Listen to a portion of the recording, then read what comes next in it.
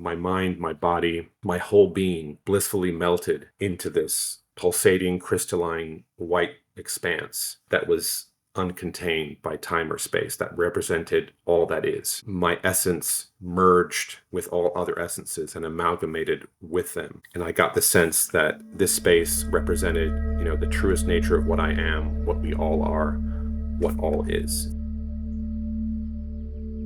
Welcome to Still In It, 5-MeO DMT Stories. I'm your host, Arthur. Whether you're curious, preparing for your own journey, or reflecting on past experiences, we hope these stories resonate, inform, and inspire. Please enjoy today's episode. This podcast is brought to you by Enfold, offering the world's most comprehensive 5-MeO DMT program. To learn more, visit enfold.org. That's enfold.org, or click on the link in the show notes. Today I'm so pleased to be joined by a former guest, Vasily, to hear a bit about his story. Vasily, welcome to the podcast. Thank you for having me. It's a pleasure.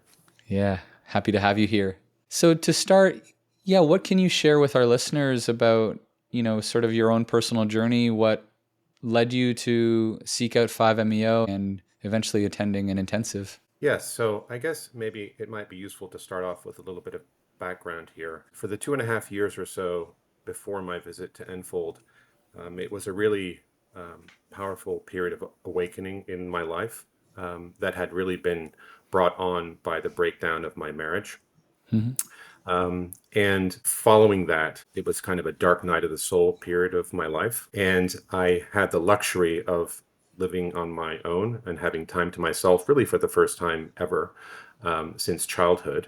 And in that time, I became very aware of the various levels of painful denial I had constructed about myself, about my relationship to my wife, about my relationship to my career, to the way I was living. And I became very aware of my lack of alignment. And in short, that led me to seek healing through psilocybin mushrooms. I got myself to a mushroom retreat which was something far outside of my comfort zone. I didn't really know what I was doing, but my kind of inner healing compass got me there, and my healing intuition got me there. And that really set me on this totally new path in my life and opened up this landscape of healing and openness and desire to be close to people, as well as to reconnect with myself in a truthful way, or in a more truthful way. And so that led to a lot of changes in my life. I lost a whole bunch of weight.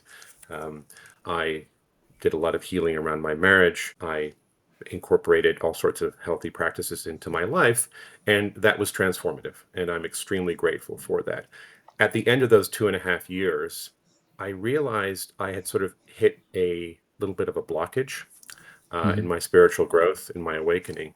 And I had done mushrooms a number of times and was sort of kind of getting the same messages again and again and again. It was like I was saturating out on the wisdom that was coming through that modality. And at around that time, one of my very good friends who I'd met in my journeys in the mushroom space told me about Enfold. And I had heard also independently from another friend who I'd been on one of these retreats with. And so it all sort of came together. It was kind of like the universe inviting me to explore this new modality, this new psychedelic that sounded qualitatively different than mushrooms in terms of its ability to open awareness. And so after some discussion, I and a good friend of mine who I met in my journeys in the mushroom space decided to go to Enfold together for a private retreat. So I really thought I was really comfortable with doing that because I knew her well. I trusted her well. I trusted all the people who recommended me. And then, talking with Steve really, clinched the deal. I was put at ease immediately. He had a wisdom about him that I understood immediately and intuitively, and realized that this was the right step to take. And so, like, more specifically, where was I blocked? I was blocked particularly around ideas of my career and where I should go in life. I was entering a period of great confusion.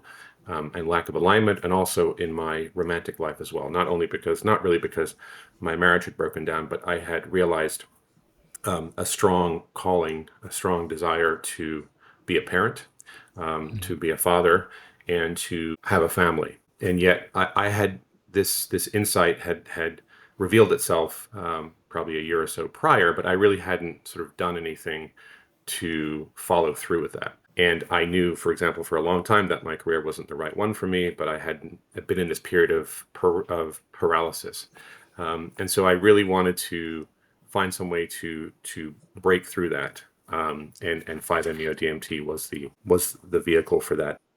You mentioned that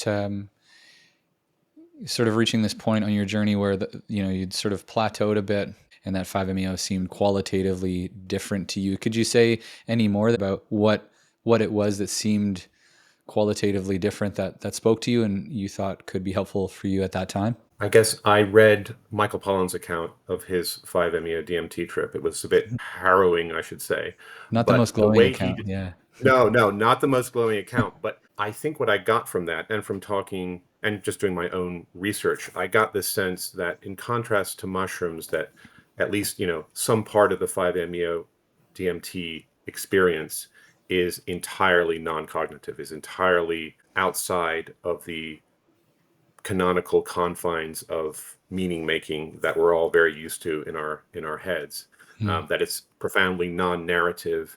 It's profoundly you've fully immersed yourself in this other realm of cognition, of awareness, that mushrooms, at least from my experience, didn't really get you to.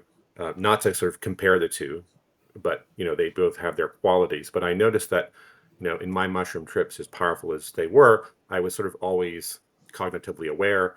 I was always making narratives. I was making stories. I was making meaning kind of in real time.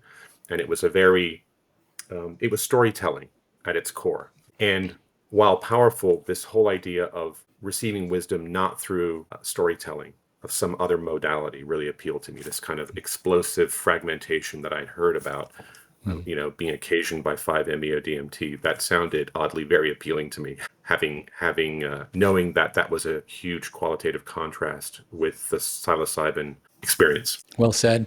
Thank you. And so Sure. you're compelled to this experience, for some of the reasons you've just outlined. What comes next? Sure. So, before we get to the experience, I Right. took a really long time on the intake form. So, I should say that the whole intake process, and sort of pre-interview process, pre-screening process at Enfold gave me a lot of confidence.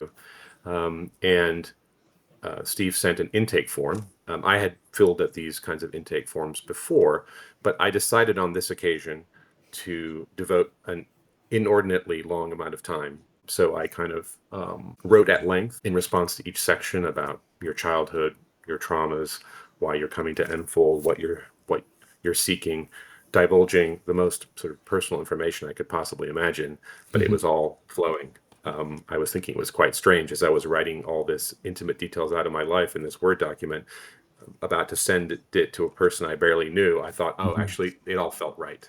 That's how I knew I was kind of on the right path, because it all felt right. And I think that really laid the groundwork for me to kind of have a powerful experience, because it was very useful then to connect the insights that I got from Enfold with my stated intentions. And it was quite a beautiful thing, that I could connect the dots, so to speak, with what I had written in my intention, to a large part, to the insights that I had received.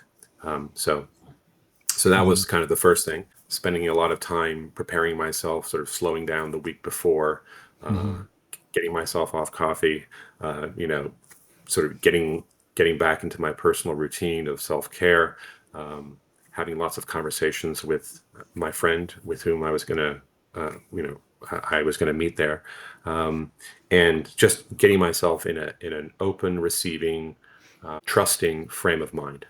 Yeah, it sounds like you took a really thorough approach to, the preparatory work, which of course is so important. What can you tell us about your time here at Enfold? Generally speaking, but then also the ceremony, of course, itself. The instant that I saw Steve and he picked me and my friend up, I realized that all the trust I had felt was very well placed. And once we got to Enfold, which is Stephen Austin's home, I realized what an incredibly intimate setting this was. And that made it all the more sacred, more intimate, more trusting, us of them and them of us. And even before the ceremony, it was already this opening love infused experience and sort of trust infused experience as well. So I was completely at ease. I was a little bit nervous, of course, about to experience one of the most powerful psychedelics. But I realized that they had curated every aspect of the experience, not just the MEO DMT experience itself, but they had laid the groundwork in every single way in terms of the environment, what we were putting in our bodies. It was quite extraordinary. And of course, the surrounding nature is majestic and extraordinary, and really it's couldn't have asked for more in terms of setting. How do you recall feeling that day in the morning as you prepare for this private high dose ceremony? I remember feeling deeply connected to myself and my intuition, and knowing that this was a loving act that I was directing towards myself. It started off in the morning a bit nervous, but it subsided throughout the day. And that cold water in the morning, this was before like the sauna and the ice bath on Saturday, on that sort of bathing in the still morning water, surrounded by glorious forest it was this perfect equilibrium and harmony between like inner world and outer world. And that's how I knew I was like, all right, I feel ready, or as ready as I can possibly be without knowing what I could possibly expect. I just felt at ease. Yeah. So my friend went first. We decided that we had discussed the order of who was going to go first. We discussed it around the dinner table the night before. It was all collectively decided. That was nice to be out of the way. My friend went first, and I sat patiently. um, I just allowed myself to be myself, allowed myself to feel whatever I was feeling, trying to sort of continue the tranquility from the morning, trying not to let the sense of anticipation consume me too much. But after my friend came out of their ceremony, I could immediately tell, from the look on their face, how powerful and sacred that experience had been for them. We didn't need to exchange any words at all.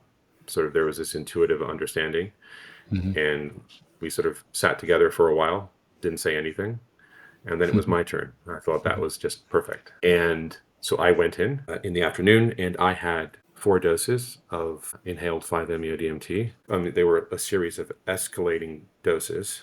I would say that the first 2 were very gentle. I don't recall much specifically about those first 2. It was a very familiar, I felt my mind was online at all times. It just felt a very warm, velvety feeling, I would say. I realized, oh, this is the sort of handshake dose or the get to know you dose. I thought, oh, that's interesting. Feels familiar, but I sort of got the sense that there's something else to be experienced at higher doses, and that was certainly very much the case. And so my third and fourth doses is where all the sort of main action took place. I would say in both of those doses, I both experienced a very rapid come up phase and peak that were entirely non-narrative, non-cognitive, kind of what I had inferred about the 5-MeO DMT experience. There's nothing comparable that I could anchor that come up phase 2 of those third and fourth doses. And then, in each of those cases, there was a longer tail, like the come down tail, that was much more cognitive. I was much more aware. That's when my sense of meaning making was coming back online. My third sort of come up and peak was I melted into the ever spacious isness. My mind, my body, my whole being blissfully melted into this pulsating, crystalline white expanse that was uncontained by time or space, that represented all that is. My essence merged with all other essences and amalgamated with them. And I got the sense that this space represented, the truest nature of what I am, what we all are, what all is. It was boundless in every way. Even though it was the first time I had encountered this space, it felt so familiar.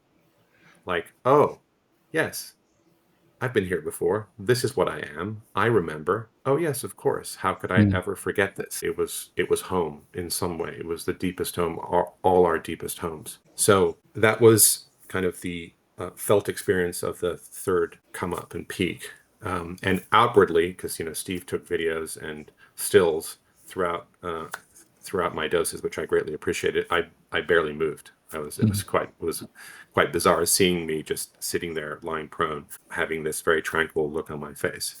The fourth dose, come up and peak, were one of perhaps the most powerful experiences of my entire life to date. In short, I saw I was the end of isness. Perhaps the term for this really is ego death. Maybe that's the canonical way to describe this, but somehow it felt more titanic than that. It wasn't just the end of my ego. It felt like the end of everything, of all that is, all that was, all that will be, all space, all time, all that is beyond space and time and our concepts of space and time, everything. And what this felt like, or what I can remember, is that all this isness was represented by a formation of darkly colored rectangles, each nested inside each other, and they were all imploding in unison to the point where the whole entity collapsed in a singularity. And at the moment of this collapse, there was an enormous shudder, and a rumble emanated from this point, and I was the rumble. I became the rumble as this colossal amount of energy dissipated in the fraction of a second. And in that collapse, in that vanishing, I felt the knowing come to me. It was kind of like trying to catch a gust of wind in my hand. That's what it felt like. It felt like a knowing so profound that it totally vaporized anything that tried to contain it, any human container that tried to understand it or to hold it. It would just blow it to pieces. And in that instant, I sort of had this knowing, like I somehow learned a language that I didn't know for a microsecond. That language allowed me to understand this knowing. And in that nanosecond, I forgot the language. It was bizarre. I remembered knowing something that I then forgot, but I recall it was exceptionally important. And it was so important that I started laughing in the 5-MeO DMT space. I heard myself laughing, like laughing in a way that I'd never laughed before, because it was laughing at the absurdity of me, my cognitive side, even trying to make sense of what I had just experienced. I was laughing at it. At it. It was so absurd and profound and beautiful. The fact that I could even think, I was immediately trying to grasp the meaning. I realized the absurdity of it all. What surprised me about it is that the end of business wasn't terrifying. It wasn't scary in any way at all. The end of everything. It was not fear-inducing. In fact, quite the opposite. It brought this incredible peace somehow. I don't know how. That feeling, that intuition of peace has stayed with me ever since. It has removed any fear of dying in me. That's for sure. I can't quite explain it, but seeing the end of absolutely everything, and knowing that it's okay, that really changed the perspective of how I view myself and I view the world. Yeah. One of the common themes that we see in this work is that it shifts people's relationship to death. And I'm curious, Vasily, can you describe, or do you recall what your relationship to death or mortality was like prior to this experience and how it's changed? I think we have a good sense of how it's changed, but if there's any more you can share on that, we'd love to hear it. I think I would say that before my experience with mushrooms, I had never thought too deeply about death, to be honest. And having my mushroom experiences brought me into contact with my mortality, or my conception of my own mortality, got me to a place where I was very comfortable with dying. I hadn't really realized it was an issue, but it got me to the point where like it's going to be okay if I'm not here. Multiple times in my journeys, I got the sense that even if I'm not here, it's completely fine. This sort of next level of surety, this next level of certainty that no, no, no, no, you have nothing to fear. There is nothing to fear in death. So I guess maybe it was I didn't really have a problematic relationship, I think, with death beforehand, but this certainly put any residual concerns I might have had completely at ease. I think I mentioned that on the third dose and come up, the videos and the stills showed me not really moving. The same was mainly true of the fourth dose and come up. I wasn't really moving very much, except at the moment that I let out that laugh. That I mentioned, I was laughing in the 5-MeO DMT space. I recall that moment because I let out this like ha in actuality. But what really surprised me is that right before I let out that ha, I start to stir, I move, and I draw an arrow in an imaginary bow, and I release it. And then at the moment of release, that's when I say ha. And I wasn't aware I was doing this, of course, but I realized that the act of firing this imaginary arrow into the void coincided with the collapse of the isness that I described before. And it was like, I think that the interpretation that came to me was that, they call it a full release dose, because that's how it was described at the time. Mhm. And I realized like, oh, the thing I was releasing was this arrow. And the arrow represented this releasing the fear of living, releasing the lack of trust I had about my romantic life, my career, where I should settle, my attitudes just to how to comport myself in the world, how to overcome my chronic social fears. All that fear was somehow released when I shot the arrow. And it wasn't an arrow pointed or aimed at anything in particular. It was just the act of firing the arrow, and the arrow representing the trust in the universe. Is I don't know where this arrow is going to hit, and I don't need to aim it, but it's the act of firing, the act of living, the act of participating, join in the process of life, even though you don't know where it's going to lead you. That's kind of the message that I got, and I often revisit that video to remind me, to pull me back into that space again when at times when I need it. Beautifully said. I'm curious if you recall, perhaps during or afterwards, what you recall feeling in your physical body as a result of that full Yes, release. absolutely. So in my journal, I wrote extensively about the come down phases of the third and fourth doses, where there was a lot of new bodily sensations, a lot of new energy was kind of coursing through my body. And I tried to capture that on the day as well as the few days afterwards. And I can summarize a major theme as I got this incredible sense that this white space of isness that I had encountered in the third trip, this sort of unitive essence of all things, that the way to contact that white space of isness was first and foremost through the body. And I realized is that all my previous awakening had been very sort of cognitively centered, and that was okay. Like I can't help but be that way. But the 5-MeO DMT experience, it made me acutely aware of how actually it's the body's intelligence to which I should be paying even more attention to than the thoughts in my mind. That the body has this innate intelligence, that it's communicating with you, it's taking in information from the outside world. And just as being mindful is important, it's even more important to be bodyful, if you will. Yeah. To have this sort of constant awareness of the body that I had never appreciated before or had never understood before in a felt way. And the 5-MeO DMT experiences right after the sort of peak experiences, that was a fully embodied understanding at that point, quite literally. And so I understood that all my fears, all my worries about my romantic life, my family life, my insecurities, where I was going to live, all my sort of angsts and fears, I'm sure we all have them. They all had a correlate in the body. They all were represented individually as tensions in this or that part of the body, or tightness in this or that part of the face. And I'd always read about this. I'd done all of my good reading beforehand. I knew about this. The body keeps the score. I sort of knew about all this in a very intellectual way.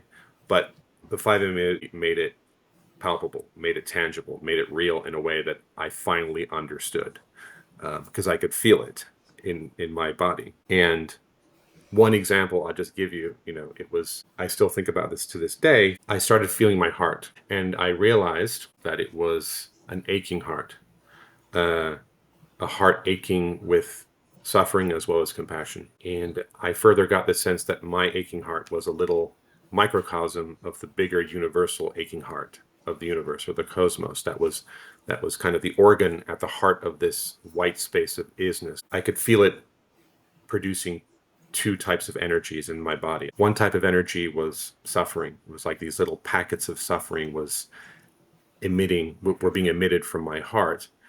And at the same time, in same measure, there were little packets of compassion that were in equal and opposite measure to each of those packets of suffering. And I got the sense that the art of living is to have each of these packets of suffering and each of these packets of compassion meet each other and sort of neutralize each other in this, closing this circuit.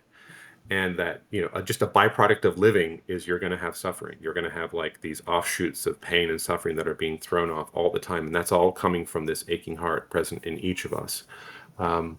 And my suffering is part of this larger universal suffering, and my compassion is part of a larger universal compassion. And this whole game of circuit closing is what life is about. That's kind of the sense that I got. And I could feel as I was meeting my fears, my insecurities, as I met them with compassion, I could literally feel my body was tingling and resonating when that circuit was closed. And that gave me an inkling into, oh, that's right. I did something in my mind with suffering and love, all these abstract ideas. I connected them, I closed them, and then I suddenly get this resonance in my physical body. I thought this was quite extraordinary. And then I've subsequently tried to cultivate that through my ordinary state of consciousness life. Yeah. Powerful, powerful stuff. Curious to Yes. hear what did you and have you been experiencing since having this experience with 5-MeO and at Enfold? I guess I would break that out into, the few days immediately afterwards, and then the months and now years after the experience. So coming to the former, I would say for the first few days, as I think is quite common in other folks who've experienced 5-MeO DMT, I had several reactivations, both in my waking hours as well as during my dream states. I at 3 or 4 times, I re-entered this white space of isness that I had visited on my third dose. Again, completely merging with and amalgamating with this ever-present source of love and isness that was that space, that was that expanse. And something that was very interesting and a bit upsetting at the time was a few hours after, at the dinner right after our dosing, I noticed something at dinner that I wasn't expecting, namely that my stutter had come back. So I used to have a pretty bad stutter for almost all my life that I had just assumed was part of my physiology, until after the very first psychedelic mushroom trip that I took, I noticed, and everybody noticed, that the day after, my stutter was completely gone. That's when I got a first insight into the power of these substances. And I didn't know how it had happened. I had heard since that time other stutterers have had similar experiences, that their stutter will vanish after taking even one high dose of psilocybin. But I didn't think much of it. I was very grateful, of course, but didn't think much of it. And then, 2.5 years had passed. And then I had my 5-MeO DMT experience. And right afterwards, my stutter had come back. And I thought, oh, that's very interesting. This is very upsetting. I didn't say anything to anyone, but I remember took me a few days to accept it. I thought, oh, did I do something wrong? I had all these beautiful insights in the trip space. I had, incredible relational intimacy with everyone at Enfold. I was like, what's going on? What's going on? And then I realized it was a gift, ultimately, that the way I interpreted it, at least, I became intensely aware as I was stuttering of where the anxiety that was at the base of my stuttering, that was a psychosomatic stuttering. I realize now that the origin of it in my body was this tightness in my upper chest and my throat that I'd never observed, even though I'd been a stutterer for so long. I'd never been body full, so to speak, of this tension in my upper chest and throat.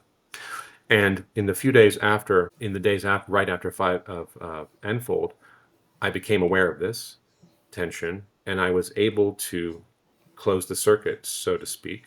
That source of suffering, that source of muscular tension, I could meet it with compassion and love, closing that circuit. And when I realized I calmed my tension down, when I could feel in my body that I was calm, then I didn't stutter at all.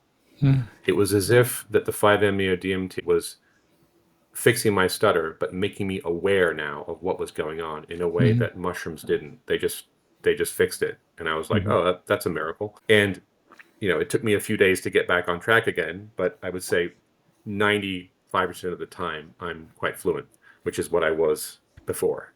So that was something unexpected, but that I noticed right after this ceremony. And then longer term, how I'm integrating this experience, how my life has changed, I would say in profound ways, in short. So I guess the biggest thing that I attribute to my 5-MeO DMT experience was meeting my current partner. Within 2 months after my experience, I met the woman who is to become my wife. I let the whole experience, I let it unfold. Meeting her, allowing myself to be who I was, allowing her to be who she was, not getting in the way like I normally do, trying to, as much as possible, consciously go with the flow of life where it was taking me. This relationship was not what I expected at all. I'm so grateful that I let it happen, that I let this person into my life, and that I let myself be in hers. The months after that, just unfolded in the most beautiful way. And now we're going to spend our lives together, and we're going to have a family. And so everything that first angst that I first came, one of the angsts I came to Enfold to resolve, this idea around my love life, my family life, having children,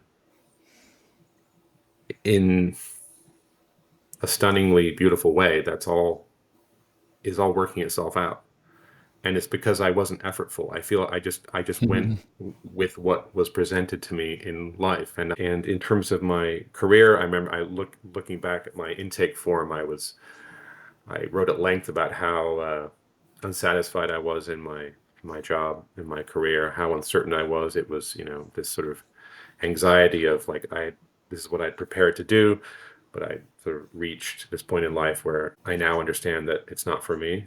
And that's very unsettling. I feel like I said, I always, in my intake form, I said, I wanted to leave. I wanted to find something new. And, a couple months ago, I actually did. So it took me a long time to do that. And I think there was still a lot of resistance that was going on that, my 5-MeO DMT integration showed me how resistant I was being towards my career and decisions around my career, and giving in to the truth of my higher self, that I didn't want to be where I was, and I don't want to be where I am. Really, it made very clear that it couldn't go on. And I finally extracted myself from my job, from my current job. It's very terrifying, and there's a lot of uncertainty that's accompanied all of that. But I know it's immediately, I knew it was the right thing to do. And it is the right thing to do. And I think it got me there eventually. Let me put it that way. Even though it might have taken a couple of years, it got me there eventually. And that's another lesson that I've realized in my integration journey, which is that with all this growth and healing and integration of, psychedelic states into lasting traits, you have to be open to being patient. That, it's going to come when it's going to come. And that's a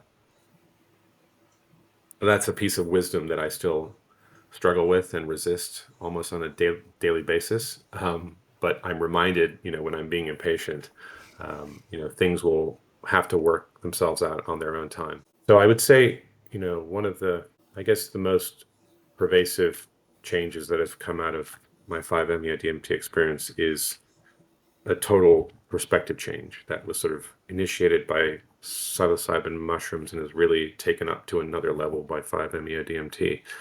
That this sense that I can trust myself, that there's a non-conceptual, ever-present wisdom in the universe that is always there, waiting to help you, waiting to guide you if you let yourself be guided.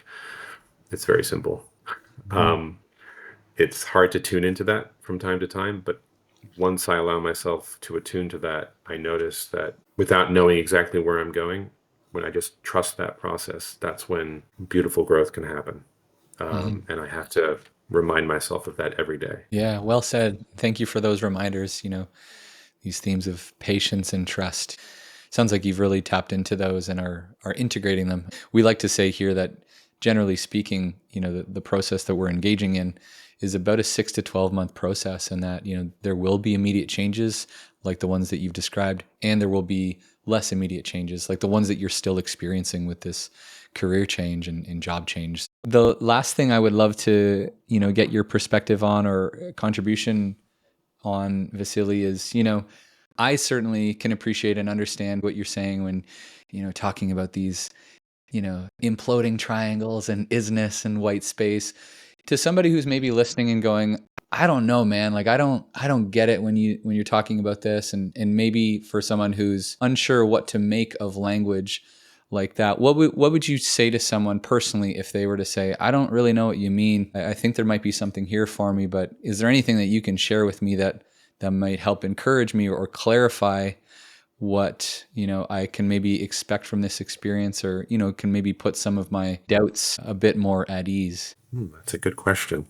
Great question. I think ultimately what I would say is that the felt experience, both in the mind and the body, is much more important than the particular manifestation of how it came to me in particular. Each person will have a very different come up and come down experience, and their sense of narrative making will differ completely. I would say that from everyone I've spoken with who has experienced 5-MeO-DMT, there's a lot of recurring themes and common themes in the feeling that people have in their mind and body, that they're much more connected to their mind and body. And that connection can't be put into words. But it's a feeling I think we all inherently know just by the act of living, when we love a person, when we love a child, when we love a pet, when we love walking outside, when we love looking at a piece of art or contemplating something for ourselves. We all know what that feels like, that connection to self, to other, to something bigger than ourselves. We all know what that feels like. It's hard to describe to another person how you feel when you look at a piece of art that you love, or when you're dancing to a piece of music that you adore. It's very hard to explain that, but we all know what that feels like, even though if we can't describe it. And I would say that take all those feelings that I've just described and distill them all down to their essence, their concentrated form. And that is the experience. That is the sensation. That is the knowing that is given to you through 5-MeO-DMT in its most distilled sense. That's what I would say. Thank you for that. Yeah, that seems like a perfect place to conclude our conversation, Vasily. Thank you so much for joining me and us and our listeners. Is there anything else you'd like to say in closing before we depart? I just want to thank Steve and Austin and all the staff at Enfold for creating this beautiful space and beautiful container for healing, growth, and discovery.